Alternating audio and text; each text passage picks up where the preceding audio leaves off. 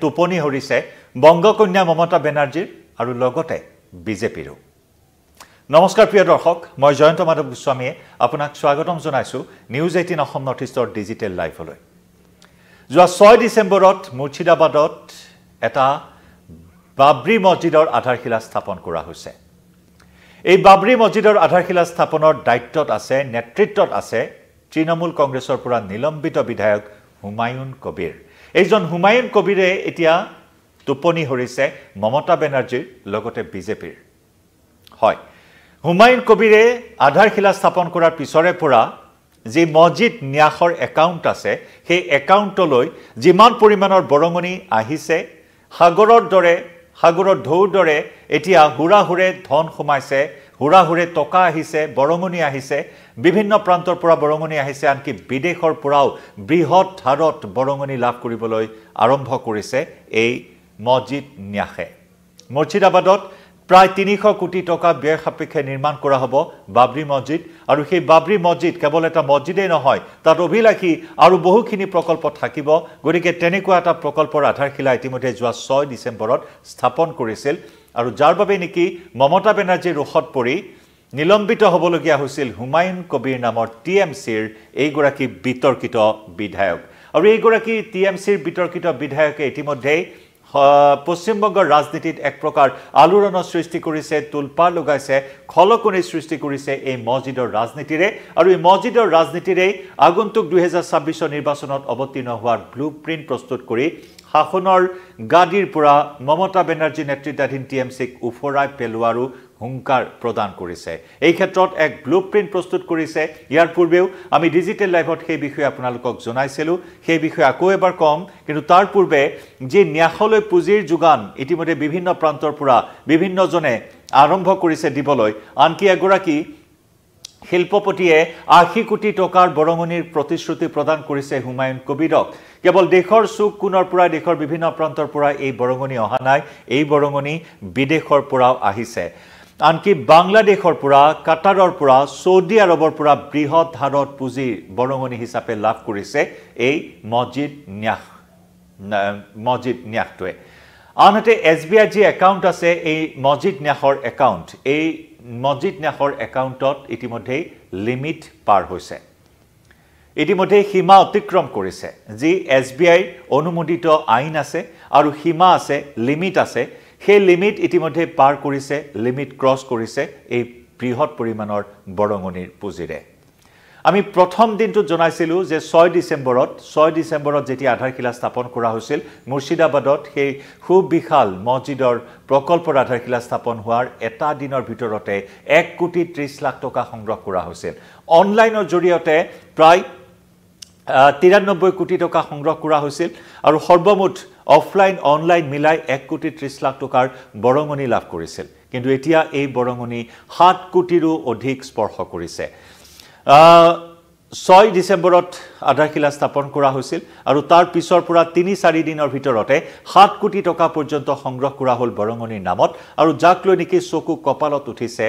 SBI। কলকাতাৰ SBI ইতিমধ্যে জাননী জাৰি কৰিছে হুমায়ুন কবিৰক। TMCৰ নিলম্বিত বিধায়কগৰাকীক জাননী জাৰি কৰিছে, অতি শীঘ্ৰেই ইয়াৰ উত্তৰ দিব লাগিব। এই বৃহৎ পৰিমাণৰ পুঁজি যি আহৰণ কৰা হৈছে মছজিদ নিৰ্মাণৰ নামত, ইতিমধ্যে সেই লিমিট পাৰ কৰি গৈছে, সেই লিমিট, সেই সীমা অতিক্ৰম কৰিছে, আৰু যাৰ বাবে অতি শীঘ্ৰেই চমন জাৰি কৰা হৈছে বিতৰ্কিত বিধায়ক হুমায়ুন কবিৰক। আৰু এই বিষয়টোক লৈ বৰ্তমান সৰব হৈ পৰিছে TMC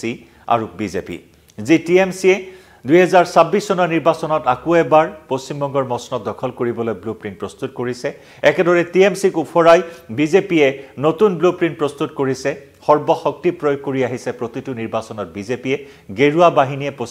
এতিয়াও পশ্চিমবংগৰ বাঘজৰী,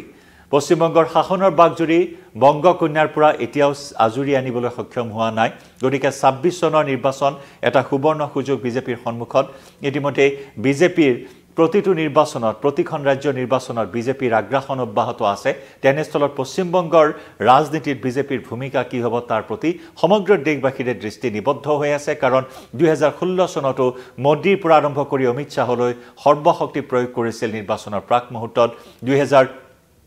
21 চনৰ নিৰ্বাচনতো সৰ্বশক্তি প্ৰয়োগ কৰিছে 2024 চনৰ শেহতীয়া সাধাৰণ নিৰ্বাচনতো বিজেপিয়ে সৰ্বশক্তি প্ৰয়োগ কৰিছে আৰু এইবাৰ সন্মুখত 26 নিৰ্বাচন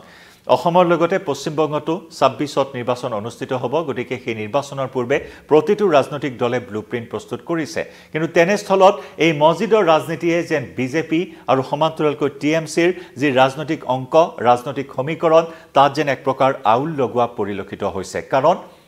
টিএমচিৰ পৰা নিলম্বিত হোৱা হুমায়ুন কবিৰে ইতিমধ্যে এক বিশেষ ব্লুপ্ৰিন্ট প্ৰস্তুত কৰা খবৰ আমি আপোনালোকক জনাইছিলো আসাদুদ্দিন ওৱেইছিক ইতিমধ্যে সাক্ষাৎ কৰা হৈছে বা আসাদুদ্দিন ওৱেইছিৰ দল এআইএমআইএমৰ সৈতে কথা বতৰা আগবঢ়াইছে এআইএমআইএমৰ সৈতে লগ হৈ মছজিদৰ ৰাজনীতিৰে 2026 চনৰ নিৰ্বাচনী বৈতৰণি পাৰ কৰাৰ এক ব্লুপ্ৰিন্ট প্ৰস্তুত কৰিছে হুমায়ুন কবিৰে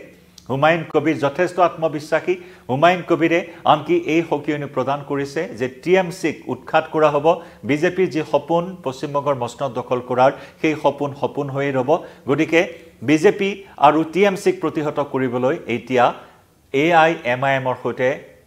পশ্চিমবংগ নিৰ্বাচনত অৱতীৰ্ণ হোৱাৰ এক সপোন দেখিছে হুমায়ুন কবিৰে আৰু যাক লৈ হুমায়ুন কবিৰৰ এই মছজিদৰ ৰাজনীতিয়ে এতিয়া নিদ্ৰা হৰিছে বংগকন্যা মমতা বেনাৰ্জী আৰু লগতে বিজেপিৰো এই মছজিদৰ নামত যে বৃহৎ পৰিমাণৰ পুঁজি সংগ্ৰহ কৰা হৈছে ইয়াক কঠোৰ ভাষাৰে সমালোচনা কৰিছে টিএমচিয়ে লগতে বিজেপিয়ে গতিকে হুমায়ুন কবিৰৰ বিৰুদ্ধে অতি শীঘ্ৰেই কঠোৰৰ পৰা কঠোৰ ব্যৱস্থা গ্ৰহণ কৰাৰ পোষকতা কৰিছে SBI কো অনুৰোধ জনাইছে টিএমচিৰ ফালৰ পৰা যাতে কঠোৰ ব্যৱস্থা গ্ৰহণ কৰা হওক কেৱল টকাই নহয় আনকি সোণৰো বৰষুণ পৰিছে বৰঙনিৰ নামত দেশ বিদেশৰ পৰা সোণৰো বৰষুণ আহিছে এই ন্যাসৰ নামত মছজিদ নিৰ্মাণৰ নামত বৰঙনি হিচাপত কেৱল টকা পইচা অহা নাই অনলাইন অফলাইনৰ জৰিয়তে ধন অহা নাই আনকি সোণও প্ৰদান কৰিছে বৰঙনি হিচাপে বিভিন্নজনে ইতিমধ্যে আমি উল্লেখ কৰিছো যে 80 কোটি টকা দিবলৈ আগ্ৰহ প্ৰকাশ কৰিছে এজন শিল্পপতিয়ে গতিকে এনে ধৰণেৰে এতিয়া সীমাহীন পৰ্বতসমূহ পাহাৰসমূহ এতিয়া বৰঙনি পুঁজি আহৰণ কৰা হৈছে এই মছজিদ নিৰ্মাণৰ নামত ইতিমধ্যে এই আধাৰশিলা স্থাপনৰ ক্ষেত্ৰতো তীব্ৰ বিৰোধিতা কৰিছিল টিএমচি আনকি আদালতৰো দ্বাৰস্থ হৈছিল যদিও আদালতে চৰকাৰক নিৰ্দেশ দিয়ে আধাৰশিলাত যাতে কঠোৰ নিৰাপত্তা ব্যৱস্থা গঢ়ি তোলা হওক কাৰণ সমগ্ৰ বিষয়টো এটা স্পৰ্শকাতৰ বিষয়ত পৰিণত হৈছে কাৰণ পশ্চিমবংগ বুলি ক'লে নিৰ্বাচনী সংঘাত প্ৰায় দেখিবলৈ পোৱা যায় পশ্চিমবংগৰ প্ৰতিটো নিৰ্বাচনতে ৰক্তাক্ত সংঘৰ্ষ দেখিবলৈ পোৱা যায় প্ৰতিটো নিৰ্বাচনতে হিংসাত্মক ঘটনাই জৰ্জৰিত কৰে প্ৰতিটো নিৰ্বাচন গতিকে তেনেস্থলত এই মছজিদৰ ৰাজনীতিয়ে আৰু অধিক যেন গৰম কৰি তুলিছে বৰ্তমান পশ্চিমবংগৰ ৰাজনীতি অতি কৌশলগতভাৱে এই বিশেষ মছজিদৰ আধাৰশিলা স্থাপন কৰা হৈছিল মুৰ্ছিদাবাদত যোৱা 6 ডিচেম্বৰ এটা বিশেষ দিন 1992 চনৰ এই 6 ডিচেম্বৰতে বাবৰি মছজিদ ধ্বংস হৈছিল গতিকে সেই 6 ডিচেম্বৰতে মুৰ্ছিদাবাদত সেই খুব বিশাল খুব বৃহৎ মছজিদৰ আধাৰশিলা স্থাপন কৰা হৈছিল কেৱল মছজিদেই নহয় ইয়াত থাকিব 300 বিছনাযুক্ত এখন হাস্পতাল তাত থাকিব বিলাসী হোটেল তাত থাকিব বিদ্যালয় মুঠৰ ওপৰত এটা বৃহৎ প্ৰকল্প আৰু সেই বৃহৎ প্ৰকল্পৰ আধাৰশিলা স্থাপনেৰে পশ্চিমবংগৰ ৰাজনীতিত এক প্ৰকাৰ ধুমুহাৰ সৃষ্টি কৰিছে হুমায়ুন কবিৰে এই আধাৰশিলা স্থাপনৰ নেতৃত্ব লোৱাৰ বাবে মমতা বেনাৰ্জী ৰোষত পৰি নিলম্বিত হয় মছজিদ নিৰ্মাণৰ বা আধাৰশিলা স্থাপনৰ এসপ্তাহ পূৰ্বে নিলম্বিত হোৱা এইগৰাকী বিতৰ্কিত বিধায়ক হুমায়ুন কবিৰে ইতিমধ্যে আধাৰশিলা স্থাপন কৰাৰ পিছত যি বৰঙনিৰ বৰষুণ আহিছে বৰষুণৰ জোৱাৰ আহিছে তাকে লৈ সকলো স্তম্ভিত হৈছে সমগ্ৰ দেশবাসীৰ চকু কপালত উঠিছে মাত্ৰ এদিনতে 1 কোটি 30 লাখ টকাৰ বৰঙনি সংগ্ৰহ কৰাৰ পিছত এই পৰ্যন্ত 6 ডিচেম্বৰৰ পৰা এই পৰ্যন্ত 7 কোটিৰো অধিক ধন সংগ্ৰহ কৰা হৈছে সোণ সংগ্ৰহ কৰা হৈছে যাৰ নেকি লিমিট SBI যি অনুমোদিত আইন আৰু লিমিট পাৰ কৰি গৈছে যাক লৈ এতিয়া SBI ৰ ৰোষত পৰিছে হুমায়ুন কবিৰ আৰু সেই হুমায়ুন কবিৰক অতি শীঘ্ৰেই সমন জাৰি কৰিছে ভাৰতীয় ষ্টেট বেংকে লগতে তৃণমূল কংগ্ৰেছৰ নেত্ৰী মুখ্যমন্ত্ৰী মমতা বেনাৰ্জীয়ে হুমায়ুন কবিৰৰ বিৰুদ্ধে কঠোৰ ব্যৱস্থা গ্ৰহণ কৰাৰো পোষকতা কৰিছে গতিকে লক্ষণীয় হ'ব